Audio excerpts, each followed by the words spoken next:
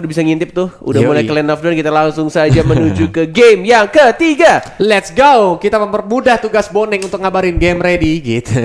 Game is ready. Langsung kita terbang, apakah ini bakal jadi 3-0 untuk Bigetron Era gelar ke-15 atau game ke-14 rank mulai untuk mengambil poin demi poin. Wih, skin Hylos-nya ganteng banget kok ini. Itu diwarnain kalau nggak salah. Ada apa, painted skin. Painted skin yang apa? Skin apa? Skin yang itu yang pertama kali elite. Iya. Oh, jadi warna ungu gitu janda ya? gitu. Iya. Aduh, kenapa ungu janda dah. Tapi ya memang pergerakan dari early gamenya dengan adanya Angela bisa agresif gak sih, Net, kalau draft kayak gini? Menurut gua nggak terlalu agresif kayak biasanya sih. Karena tebel-tebel juga ya. Iya. Jadi kayak takutnya malah buang resource, malah dibalikin untuk malah jadi dianya yang tumbang gitu. Betul. Dan ini ya Puppet on a String, bahkan sang Winclaw-nya ternyata Buset. mundur nyangkut walaupun adanya Mystic Field. Untungnya memang mana dari Cini masih terbatas. Dipaksa pulang. Apakah sempat untuk dapetin wave berikutnya? Karena kayaknya bakal dicepetin tuh wave di arah tengahnya.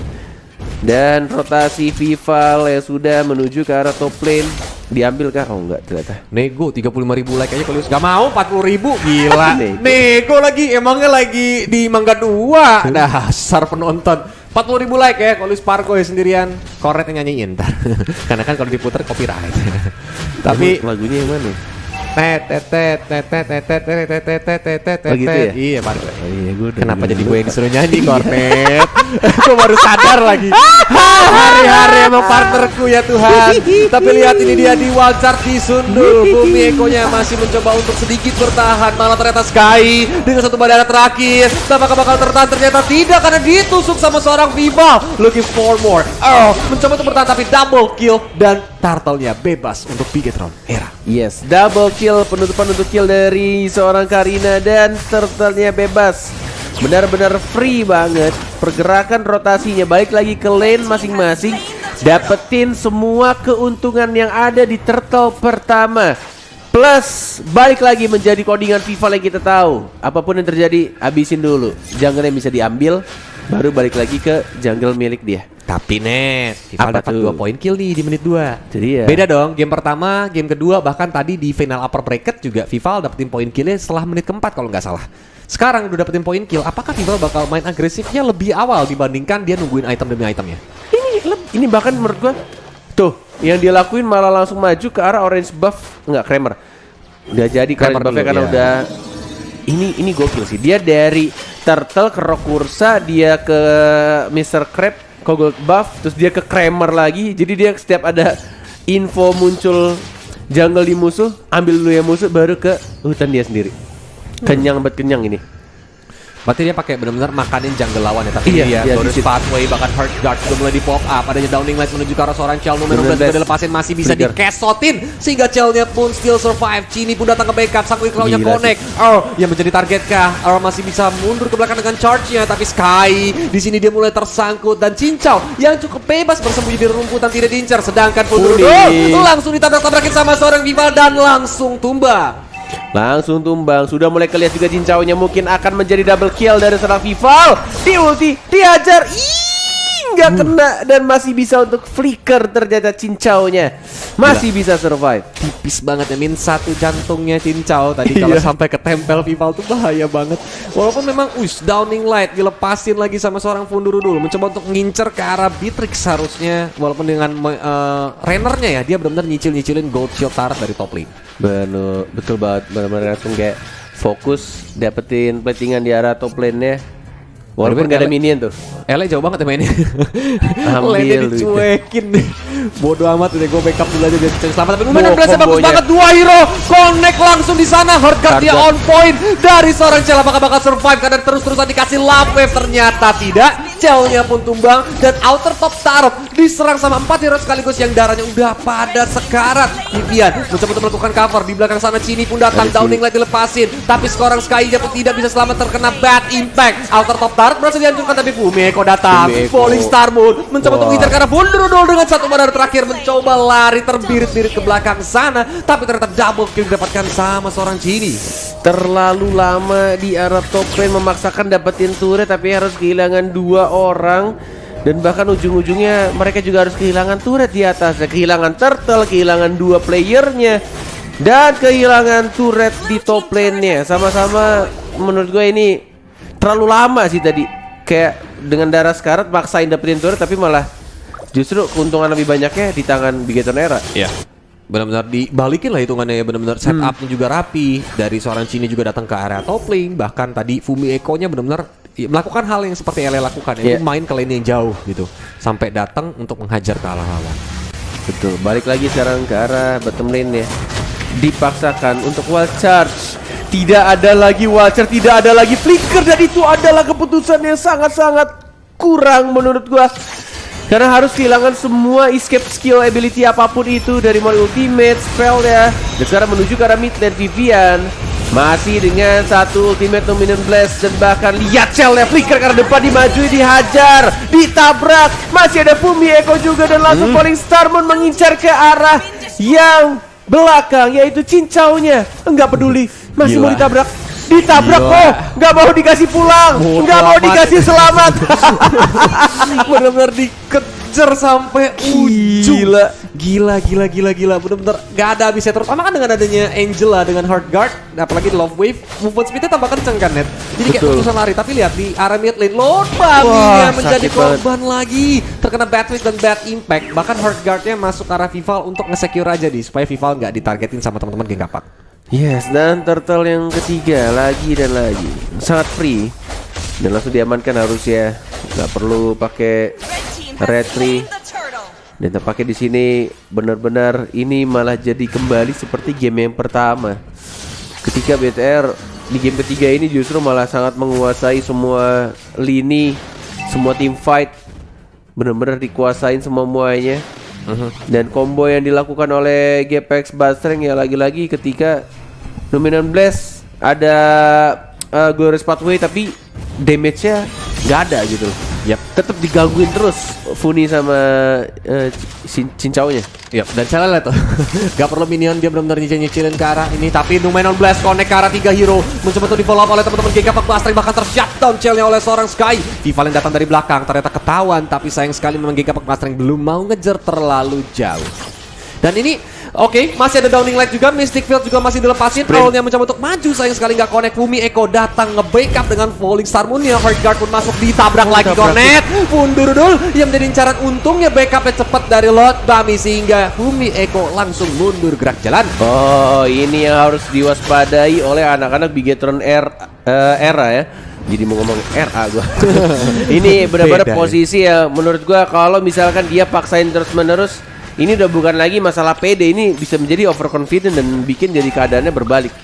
Kayak tadi, kalau misalkan tadi maksain dan akhirnya mati konyol, menurut gua ini bisa kebalik ya, keadaannya Buzzreng bisa justru pelan-pelan malah snowballing dan akhirnya ngembalin keadaan. Betul.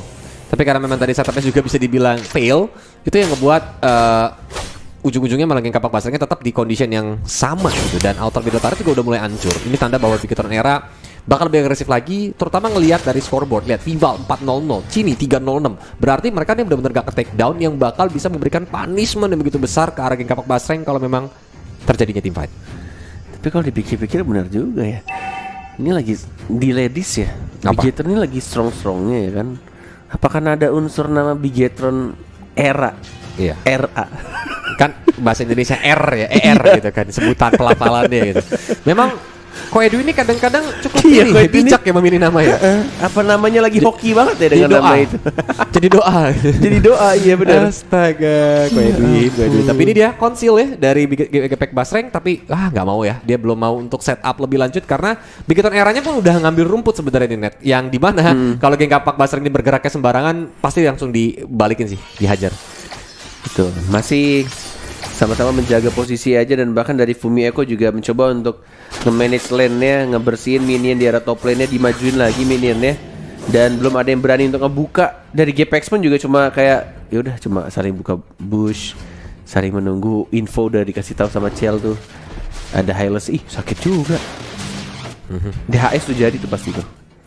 Karena tembakannya tadi ke arah hero yang tebel aja langsung pedes banget, walaupun outer bottom turret yang kali ini dikorbankan.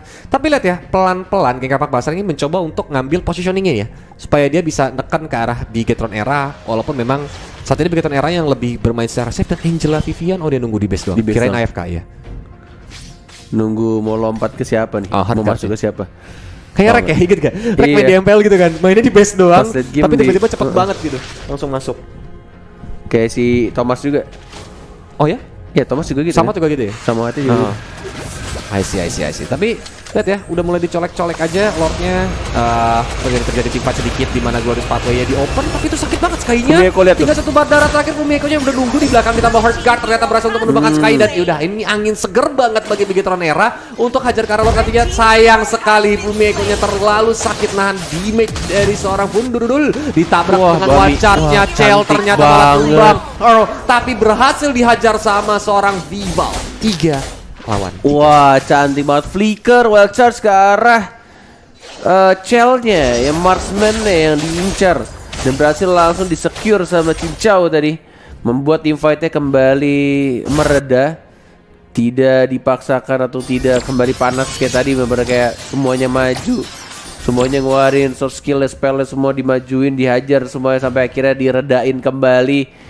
Mencoba untuk mereset ulang, men-setup ulang kembali posisi tim fight yang sangat baik untuk tim fight berikutnya. Dan bahkan ini gue baru ngeh, apa tuh? FIFA level 15 dan Sky-nya masih level 11. Ini benar-benar kayak jungler tercepat terapih untuk ladies ya menurut gue di FIFA ya sejauh ini.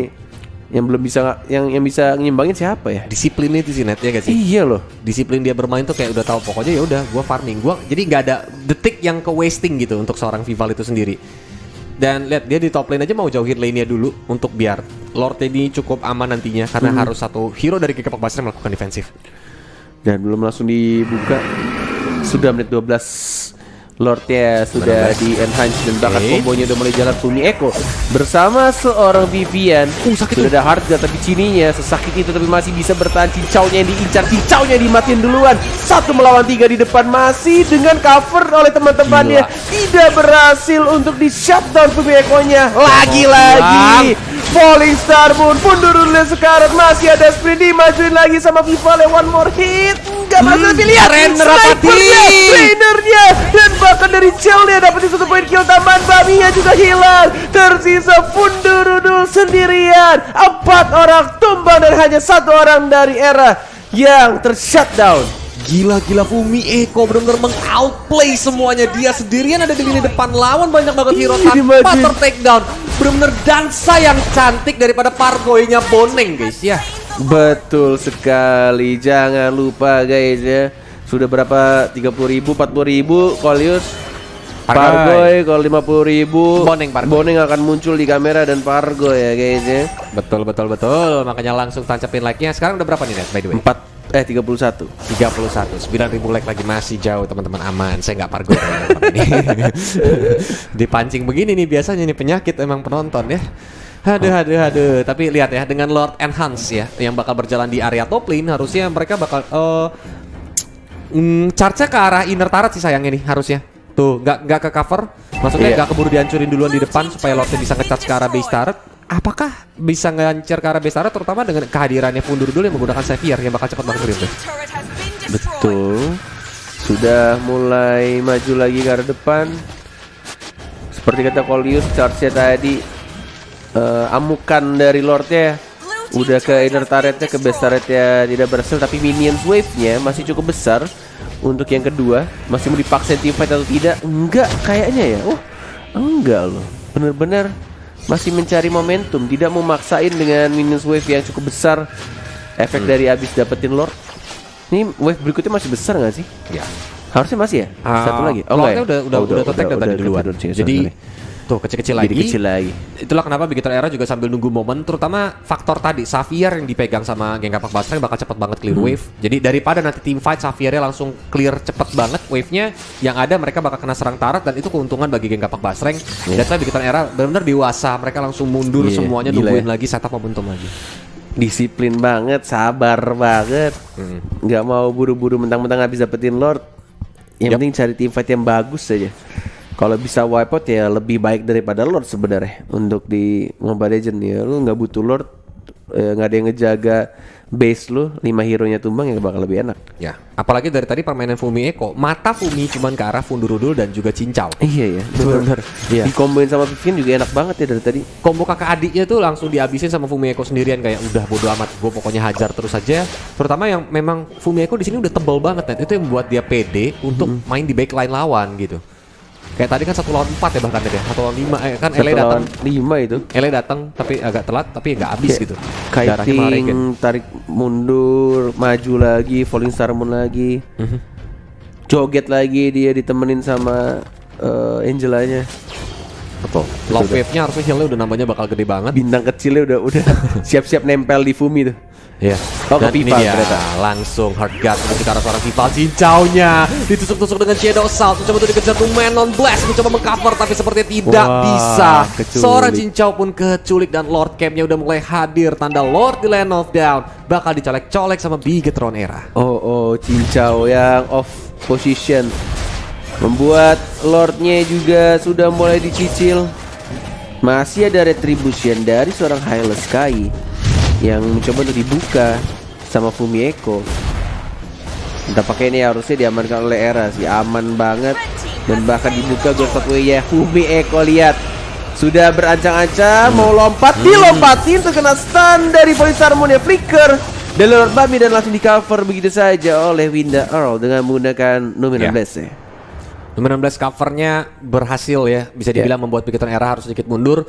Apalagi memang Lordnya kan belum spawn tadi, sekarang baru spawn dan menuju ke arah mid lane yang harusnya ini bakal menghancurkan base middle turret, asalkan memang Xavier di sini yang menjadi korban untuk di zoning out sama seorang Fumi Eko. Dan lihat Oracle dari tangan Fumi Eko yang ngebuat Love Wave ditambah lagi Frost Moon Shield itu bakal tebel banget nambahin darah dia, sehingga kayak walaupun adanya Dominance Ice di tangan seorang Earl, tapi cuman satu ya, iya, nggak ada lagi anti lifesteal yang dibuild sama teman-teman dari Kapak Basreng. Jadi kayak kurang untuk nahan regeneration yang dimiliki oleh Esmeralda. Sudah mulai mengamuk, sudah mulai masuk ke arah tengahnya. Fumi Eko sudah Police Star Moon dan bahkan sudah masuk juga Hardguard ya di TB-in. Ada Numinal Blast langsung nge-sprint dia menghindari Numinal Blast. Balik lagi kitingnya bagus banget. Karinnya langsung follow up, langsung masuk, tapi Cele lihat fokus dia, dapetin ke arah top lane-nya, dapetin di arah mid lane-nya. Tersisa 4 orang saja untuk nge-defend. Apakah mau dipaksakan langsung masuk Vival? Lihat, tidak peduli apa yang terjadi, kemenangan di depan mata, piala ke-15 di depan mata, dan Bigetron Era, congratulations, sudah berhasil mengamankan